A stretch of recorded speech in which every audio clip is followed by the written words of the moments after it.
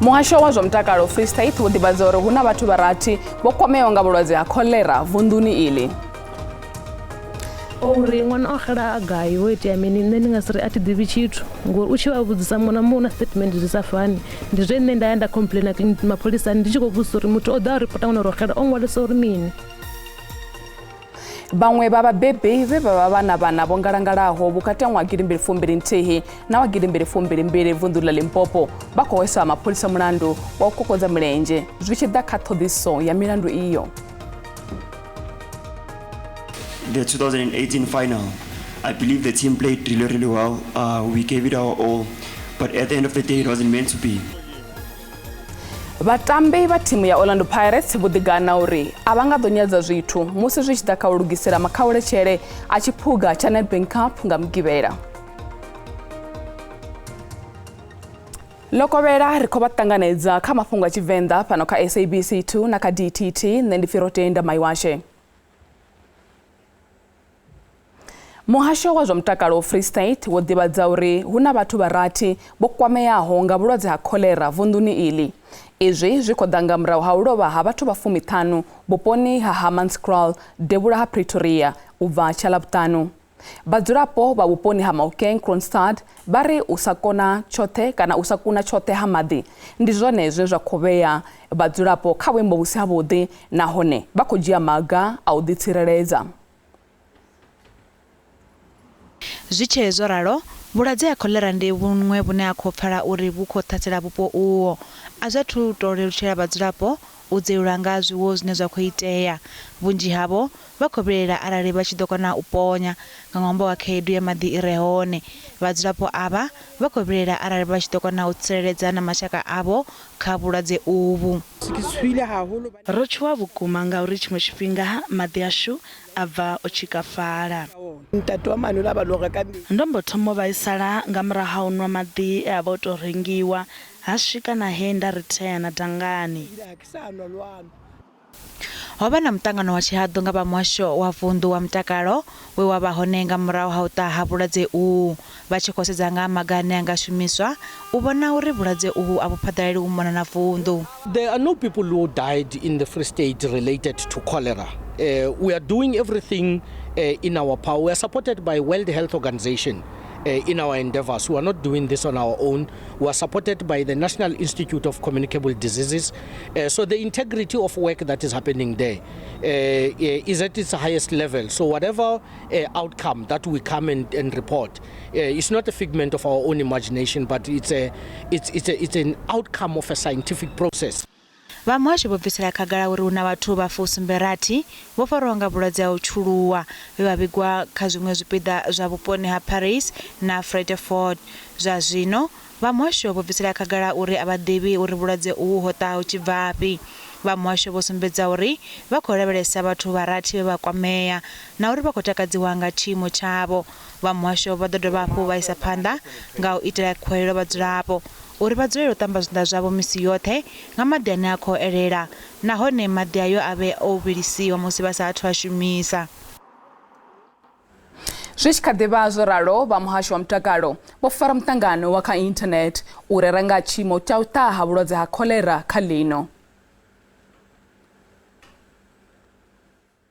In terms of where we are and what is the strain that is causing a problem in our country, is the 01 and 0139 Ogawa. Those are the strains that are really causing a problem, and these are the ones where our concentration points are. So clinicians are urged to maintain a high index of suspicion for cholera in patients who present with acute watery diarrhea. And this is where our concern has been to say in terms of reporting, it's very important this information gets to us. And also clinicians, as you receive the patients, it's very important that you become vigilant because we are in a state of the outbreak as we see it. So also surveillance measures should be strengthened to enable early detection of cases. That is why in Free State, for instance, we already have a national team on the ground that is also helping to support the Free State, because surveillance becomes very critical so that you are able to contain it at source. Zwa zwino ri livha kha ufiwa ha vhaṱaleli he ra vhudzisa kha siaṱari ḽashu ḽa Facebook kha Mafhungo SABC uri vhone vha ri mini nga thaidzo yo konḓela u wana maḓi o kunaho kha vhadzulapo vha Hammanskraal musi ho ṱaha vhulwadze ha Cholera. Ndi ri kha vhadzulapo kha vha ke maḓi a bombini vha a vhilise ngauri hezwi vho a vhilisa zwitzhili zwiḽani zwi a fa. Ndi tshi ri kha vha masipala kha vha isele lushaka maḓi o kunaho uri vha vhe vho tsireledzea kha tshitzhili hetshi tsho alifhaho ngo rali. Nṋe u ya nga nṋe ndi vhona ungari a si mafhungo avhuḓi ndo sedza uri maḓi ndi ṱhoḓea ya ndeme ya ḓuvha na ḓuvha. Ngawe vha masipala vha tshi ṱavhanya vha isa mathangi nahone a manzhi u ita uri vhadzulapo vha kone u wana maḓi. Muvhuso kha u vhe na ndavha arali u khou pfhi vhadzulapo avho vha Hammanskraal vha songo nwa maḓi a phaipini ngauri vha na Cholera ngeno vha songo iselwa maḓi a mathangeni hu khou pfhi avho vhadzulapo vha nwe mini vha shumise mini. Muvhuso kha u vhe na ndavha u ise maḓi nga mathangi uri vhadzulapo avho vha vhe vho tsireledzeaho sa vhunga no vha na tshivhalo tsha vhathu vhanzhi vho no ri sia ngo vhulwadze. Muvhuso washu una kutaela kana una tendency ine a vha ṱoḓi u lugisa zwithu kana tshithu hu sathu vha na khombo vha lindela khombo vha kona u vha vha tshi gaḓagaḓa vha tshi nṱhana vha tshi lugisa. La vhulwadze ho ṱaho ha Hammanskraal ha Cholera ndi fhungo ḽi vhaisaho nga maanḓa ngauri zwa zwino ri khou wana hu na vhathu vha tshivhalo vho ri siaho lune muvhuso kha u ṱavhanye u dzhie maga kha heḽi fhungo ngauri u ḓo ḽi wana heḽi fhungo ḽi tshi khou phaḓalala shango ḽoṱhe ra vha vhathu ri songo tsha tsireledzeaho. Vhathu kha vha ṱambe zwanḓa ri nwe maḓi o kunaho. Vhaṅwe vha vhabebi vhe vhana vhavho vha ngalangala vhukati ha ṅwaha gidi 2021 na ṅwaha gidi 2022 vunḓuni ḽa Limpopo vha khou hweswa mapholisa mulandu wa u kokodza mulenzhe zwi tshi ḓa kha ṱhoḓisiso ya milandu iyi. Tshiṱiriki tsha Vhembe tshi na milandu minzhi ya u ngalangala ha vhana ye ya vhigwa. Tshivhalo itsho tsha milandu iyo ye ya vhigwa vunḓuni tshi athu anḓadzwa fhedziha izwi zwo vhanga zwiwo zwo vhalaho zwa u sinyuwa vhadzulapo vhe vha bvisela mbiti dzavho kha vhahumbulelwa vha u dzhia vhathu nga khani. Ramafhungo wa khasho ya SABC Lutendo Bobodi o ro dzudzanyela muvhigo u tevhelaho.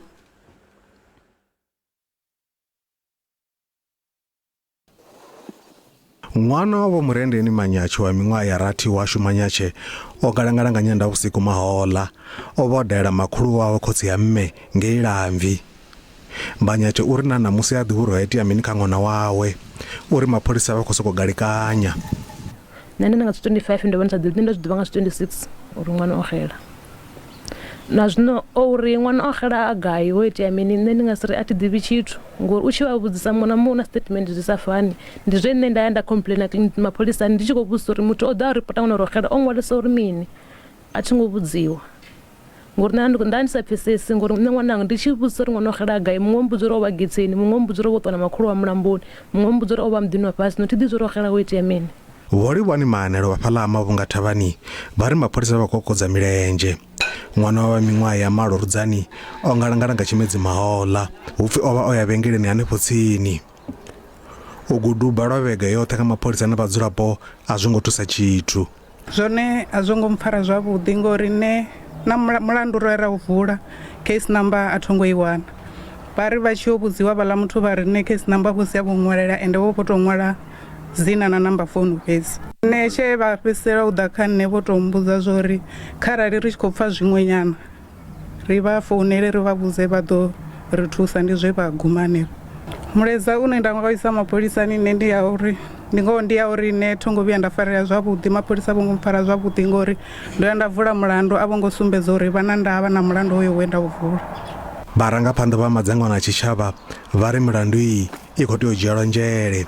Ri khou vhona uri ndi khwine vha tshi dzhia tsheo ya uri haidzi dzi case dzoṱhe dzo hombokiwa ha vhana dzi vhe na thimu yo kana tshigwada tsho ṋangiwa u ḓisedzulisa ngori u homboku ha vhana hu khou ḓiya vhu tshi ya ngori vha ḓo zwi humbula last year ro vha na muṱangano navho ri tshi khou amba nga mob justice we vha u hone musi vha tshi dzula vha tshi ri ri a dzhia mulayo ra u vhea zwone zwashu musi hu na vhaṅwe vha vhathu vhe vha ḓi vhulaiwa zwi tshi khou bva kha mafhungo o humbulelwa u homboku ha vhana.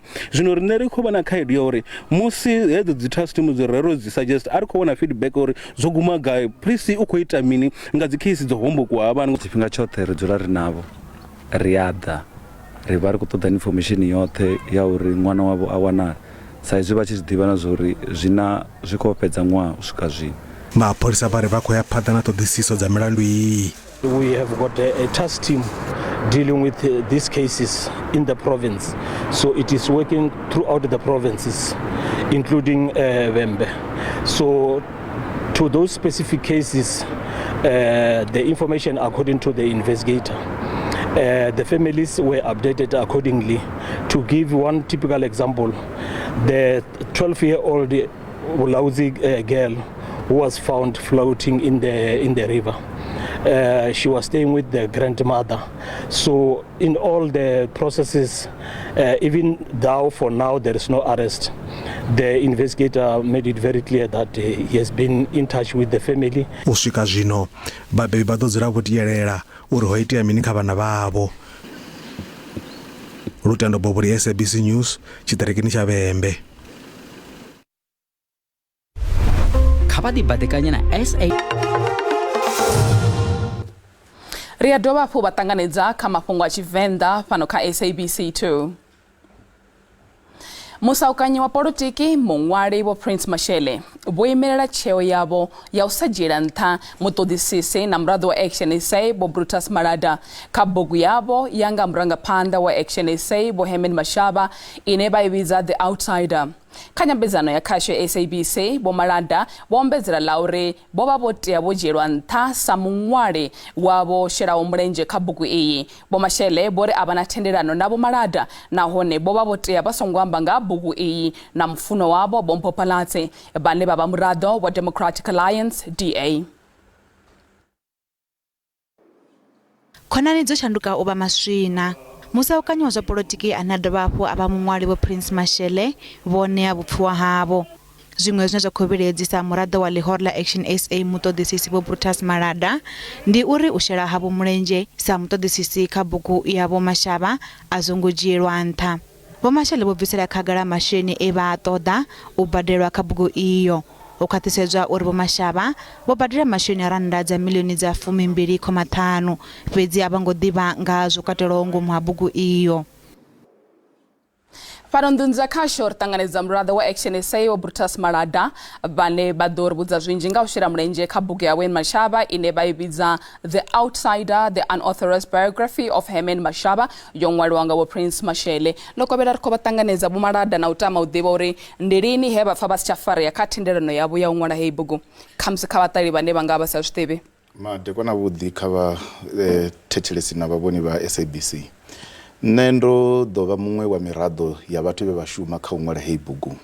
Ndo pfa ndi songo farea musi ndi tshi vhona bugu i tshi khou anḓadziwa i si tshena dzina ḽanga nga ngomu kha vhaṅwe vhe vha contributor kana u shela mulenzhe kha uri bugu i bve. Nndwa yanga na vho Mashele yo vha i songo tea yo swikela hune yanga thutha miṅwaha miraru ya u shela mulenzhe hanga kha wo mushumo. Zwa uri nṋe ndo mala vho Mphopalatse zwi a ḓivhea. Ende sa muthu ane ndavha responsible ndi nga si ri ndi ita tshelede ndi sa ḓivhi uri ndi sapota mufumakadzi wanga kana muṱa wanga nga mini kana vhana vhanga vha sa ḓivhi uri nṋe ndi ita tshelede i tshi bva gai.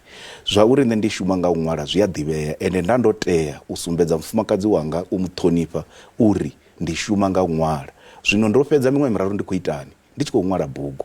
Zwe nda amba zwone ndi zwa uri nda ndi khou ṅwala bugu nahone ndo shuma ndi tshi badeliwa. Zwino nṋe mushumo wanga ndi u vhala na u ṅwala. Zwino a thi ḓivhi zwa uri vho Mashele vha khou lavhelela uri nṋe ndi fanela u vha na tshidzumbe tsha uri ndi shuma u vhala na u ṅwala na. A thi ḓivhi uri arali vho Mashele vha tshi khou amba uri hu na ṱhanganelano kana hu na agreement ye vha vha nayo a thi ḓivhi uri vha nga ri vhudza uri vhone mufumakadzi wavho a vha zwi ḓivhi uri vha khou shuma u ṅwala i bugu na. Le khagala vho Malada kha ri sedze eḽinoni musi ri tshi khou amba nga ha zwine vha khou zwi bvisela khagala zwa zwino ndi nga mini vho dzhia tsheo ya u amba na vhoramafhungo hone ngavhe vhaṅwaliwe vha dzhielwe nṱha sa muṅwe wa vhaṱoḓisisi vha vha tshi ḓo amba na vhoramafhungo. Tsho thoma ndi tsha uri nṋe a thi ngo sokou tou gidima nda ya kha vhoramafhungo. Ndo thoma nda ṅwalela havha vha Jonathan Ball vha dzi publishers. Ndo ṅwala maṅwalo mararu khayo maṅwalo oṱhe a thi ngo ita tshidzumbe na vho Mashele ndo vha ndi khou vha kopa khazwo. So vho Mashele instead ya uri vha ye vha fhindulane ngayo mafhungo hangi une ra khou ambela hone vho mbo ḓi ḓa na maṅwalo a no bva kha maloyara. Zwino nṋe ndo pfa ndi songo farea zwavhuḓi uri nda ndi khou ṱoḓa ri fhedze ya mafhungo ri khou amba na vha Jonathan Ball a bve a fhelele haningei, mara ndi nga si dzule fhasi bugu i tshi khou anḓadziwa i si tshena dzina langa. Le khagala ri ḓi ri tshi bvela phanḓa fhedzi ya masiara ṋamusi ro swika he ra fara nyambedzana no Prince Mashele muṅwali wa bugu iyi he Bo Mashele vha ri vhone vho swika he vha dzhia maṅwe a mafhungo kha bugu iyo vha ṋetshedza mufumakadzi wavho vha ri zwenezwi ndi zwine ra khou sedza uri ndi zwone na hone musi vha sathu fhindula ri ḓo vha ri tshi khou lavhelesa fhungo ḽeneḽi ra sedza uri Bo Mashele vho ri mini nga iḽi fhungo ri mbo ḓi ya khalo. Bo Mashele ri khou vha ṱanganedza ṱhamusi tshithu tsha u tou thoma muthu anga tama u ḓivha uri thandela ya bugu henoni kana project ya bugu ya Vho Herman Mashaba yo thoma lini zwo ḓisani? Hei project yo thoma nga ṅwaha wa 2018 Mashaba ka hetshiḽa tshifhinga vho vha meya wa City of Johannesburg. Then nda vha na hei research idea uri maybe ndi nga ṅwala buku nga hoyu muthu and nṋe ndi khou mu vhona uri u ḓo ya phanḓa kha dzangano ḽawe ḽa DA nga 2018 nda ya khaye in October 2018 ndi khou ṱoḓa u ṅwala buku ngavho. Vho Herman vha tenda uri ndi ṅwale buku biography ngavho.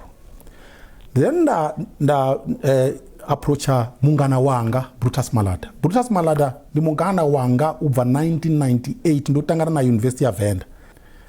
Namu approacha ndamuthola uri hoyu muthu u ḓo shuma nane ava researchera yanga ene ndi ḓo mubadela ra pfana uri ndo mubadelisa hani ene ndo mubadela yoṱhe tshelede ene na yene u khou amba uri ndo mubadela yoṱhe tshelede. Zwino later nda wana uri Brutus o dzhia information ya project yanga ya ṅwala buku aifa Mpho Phalatse mufumakadzi wawe aifa na ḽiṅwe dzangano ḽa dzipolitiki ḽine tingaḽiambi nga lidzina. Then ndaya kha Brutus why no dzhia information ya sensitive na ifa dzangano na ifa na mufumakadzi wanu wa dzipolitiki. Brutus a thoma u lwa na nṋe a ndi vhoni mulandu. Then nda ri kha Brutus nṋe ndi ḓo dzhia dzi steps uri ndi protect integrity ya buku yanga. Then nda decide uri ningasi muṅwali uri Brutus ndo shuma naye. Kha vha humbule nṋe ndi muṅwali Brutus ndi mulavisisi researcher. Athina obligation ahuna into eikoni kwama uri ndinga muṅwala nda ri Brutus ndo shuma naye. Ri kha ḓivha pano phanḓudza khasho na Vho Brutus Malada ri khou lavhelesa fhungo ḽeneḽi vha khou ri ṋea vho ḽa vhusia. Vho Malada ri tama u ḓivha hafhanoni Vho Mashele vha khou ṱalutshedza hafhaḽa uri vha khou ima khala uri vha tea vha songo vhudza mufumakadzi wavho nga hezwi zwoṱhe ndi zwone zwo ri swikisa hafha hune ra vha hone. Fhedzi ndi tama u ḓivha siani ḽa mulayo ho vha hu na thendelano yo ṅwaliwaho fhasi na uri vhone a vha khou tea u vhudza mufumakadzi wavho. Tsha u thoma ndi tsha uri Vho Mashele mbedza uri ndi muzwifhi makone ngauri zwine vha khou amba zwone a zwi na vhuṱanzi. Nṋe na Vho Mashele ri tshi ya kha hei project nṋe nda ndi sa tuvha muthu ano khou tou pfhi ndi khou tou tholiwa nga Vho Mashele ra ri khou collaborate nga iṅwe nḓila ri khou shumisana. Ndi na history ya u shuma na Vho Mashele. Nṋe ndi na tshiimiswa tshine tsha pfhi Tracing Trends tshine hetshi tshiimiswa tshi shuma u ita dzi ṱhoḓuluso. Ndi tshone tshine nda shumisa tshone ndi tshi ita mishumo. Zwino zwa uri Vho Mashele vha tshimbile vha tshi phaḓaladza u nga ri nṋe vho tou nthola ngeno no ri nṋe ndi na tshiimiswa tshine tsha ita hezwi zwithu zwa research a si zwone ndi mazwifhi. Zwino tshine nda nga sumbedza tshone ndi tsha uri nṋe ndo vha na agreement kana na thendelano na Vho Mashele ya u shumisana for miṅwaha miraru and Vho Mashele vha khou amba ngoho zwi tshi ḓa kha u badelana ro badelana zwone na agreement ya uri ri ḓo vha na thendelano ya uri nṋe ndi ḓo ṅwaliwa sa muṅwe wa vhathu vho shelaho mulenzhe ro vha ri nayo. Zwa uri nṋe ndo amba na mufumakadzi wanga uri ndo ṅwala bugu ndi vhona uri a si zwithu zwine zwi fanela uri swikisa hafhanoni ende ndi mazwifhi madaladala a uri nṋe ndo dzhia information nda i shera na dzangano ḽiṅwe. A thi zwi ḓivhi Vho Mashele kha vha bvise khagala kha vha ḓise proof ya u sumbedza uri nṋe ndo amba na vhathu vha dzangano ḽiṅwe.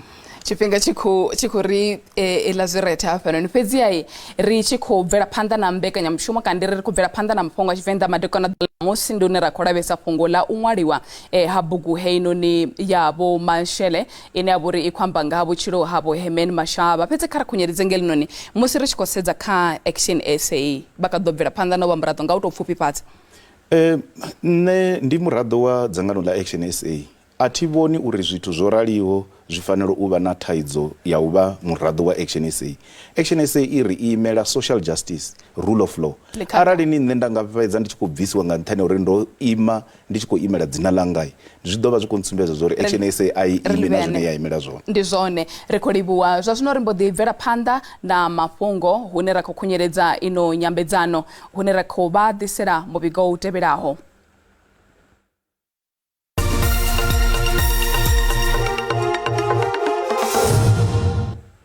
Vhatambi vha thimu ya Orlando Pirates vho ḓigana uri a vha nga ḓo nyadza zwithu musi zwi tshi ḓa kha u lugisela makhauletshere a tshiphuga tsha Nedbank Cup nga Mugivhela. Pirates ndi yone ine ya khou takalelwa uri i nga fhedza yo thuba tshiphuga ichi mutamboni wayo wa thimu ine ya khou tamba kana musi vha tshi khou tamba na Sekhukhune. Idzi ngweṋa dza Soweto dzi khou ṱoḓa u thuba tshiphuga tsha vhuvhili kha ino khalaṅwaha nga murahu ha u thuba MTN 8 nga ṅwedzi wa Lara Mahola. Vha thimu ya Orlando Pirates vari va pfesesa khombo ya unganyadza thimu ya Sekhukhune United mutamboni wa makhauletshere a Nedbank Cup luvhanḓeni lwa Loftus ḓoroboni ya Pretoria nga Mugivhela uno. Nga ṅwaha 2018 Pirates yo kundiwa kha makhauletshere a tshiphuga tsha Telkom knockout ya Baroka zwe zwa vha zwi songo lavhelelwa na luthihi. The 2018 final, I believe the team played really well. We gave it our all, but at the end of the day, it wasn't meant to be, and sometimes it is what it is. You can't change that, But coming into this final, I mean, look, we have an opportunity to rectify that. We have an opportunity to play another final with this group, and for us is to make sure that we go out there and compete as best as we can. Vatambi va Pirates Rekholiwa bo vana rine kha mafhungo a Tshivenda. Mafhungo a tevhelaho ndi a matshelo nga awara ya 12 masiari. Ri vha tsela mutsho na Jennifer Matsila.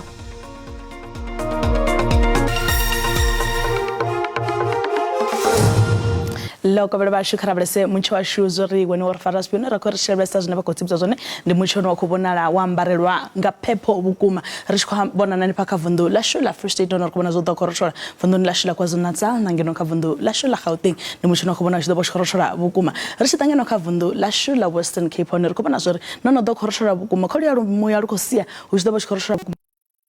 Western Cape hune a khou vhonala na mvula dzi ḓovha dzi khou no swika hanefhaḽa kha 30%, fhedzi ra ri tshi bvela phanḓa nga u tou kha vundu la Gauteng nahone ha vhonala hu sina mvula fhedzi ha vhona temperature dzi ḓovha dzi fhasi fhethu fhambanaho. Johannesburg 22 degrees, Bronxspruit nahone 22 degrees. Ro amfizwa high ndi mutsho no ḓovha u tshi khou rothola kha vundu la Limpopo nahone na ḽi tshi ḓo ḓi vhonala ḽi tshi nga ḽo ṱavha ḓuvha ḽashu fhedzi ndi mutsho no khou vhonala u fhasi. Polokwane 24 degrees, Ramba fhedzi zona fhaḽa Giyani hu ḓovha tshi khou rothola nga 26 degrees. Ra lavhelesa na fhaḽa Phalabulwa nahone temperature dza nga dzi vhukati nga 28 degrees. Ri tshi ṱavha ri tshi lavhelesa kha vundu la Mpumalanga hone hu khou vhona zwi ḓo tshi khou rothola vhukuma. Ri tshi lavhelesa fhethu nga Emelwane fhaḽa nga 18 degrees. Ra ṱuwa ra lavhelesa Sekhukhune temperature dza vha dzi nṱha nga 28 degrees. A huna mvula dzine dza khou lavhelelwa kha vundu ḽeneḽi. Ri khou ṱuwa ri tshi lavhelesa kha vundu ḽine fhaḽa KwaZulu-Natal hone Port Shepstone temperature dzi khou vhona dzi fhasi nga 24 degrees. Fhaḽa Pietermaritzburg 26 degrees. Ro amfizwa uri hai dzi ḓo nga dzi vhukati hanefhaḽa. Ri tshi lavhelesa fhaḽa Ulundi nahone ndi 26 degrees. Ri tshi ṱuwa ri tshi lavhelesa kha vundu la Eastern Cape zwo tamba fhedzi ni mutsho no khou vhona zwi ḓo tshi khou rothola nga maanḓesa kha vhuponi vha ngeno kha phenda ya shango. Ri tshi lavhelesa Makhanda 24